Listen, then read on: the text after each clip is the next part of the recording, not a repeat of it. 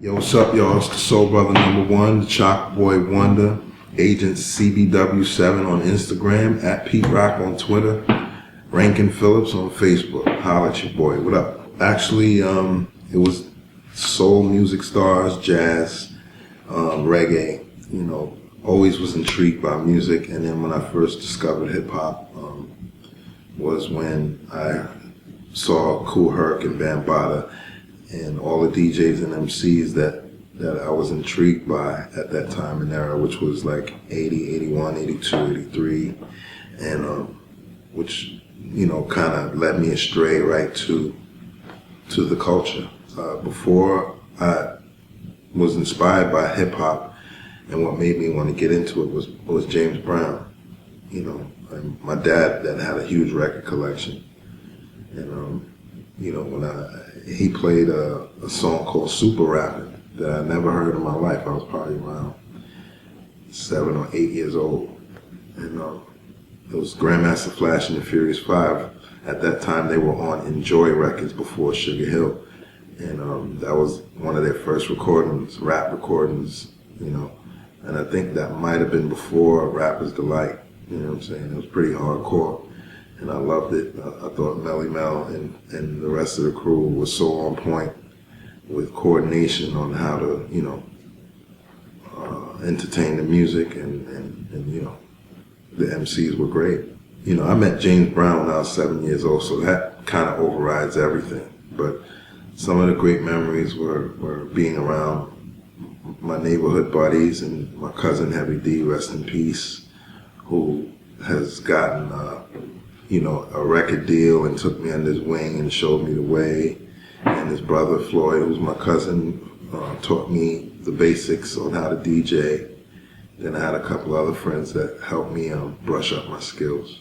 Everyone starts off with a boombox, but then once Heavy D formed his group, you know, or slowly was forming his group, the DJ Eddie F had some equipment laying around I used to play with, and one day he let me take home the SB1200, and I was learning how to make beats. He showed me how to program it, and then I just kind of learned the rest of the way and kind of taught myself.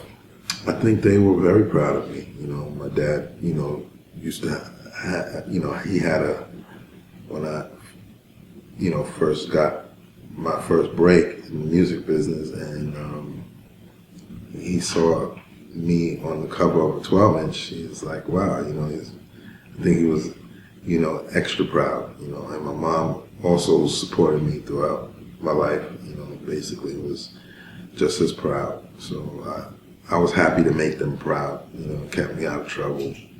You know, it's funny with me, I like comic books, I like blaxploitation movies, I love karate flicks, you know, and I love just old neighborhood sightings, you know, traveling through the hood and seeing things that inspire me to make music.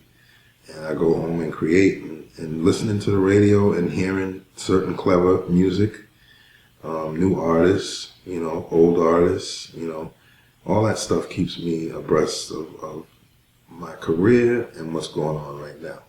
Probably working with Run DMC and JayZ.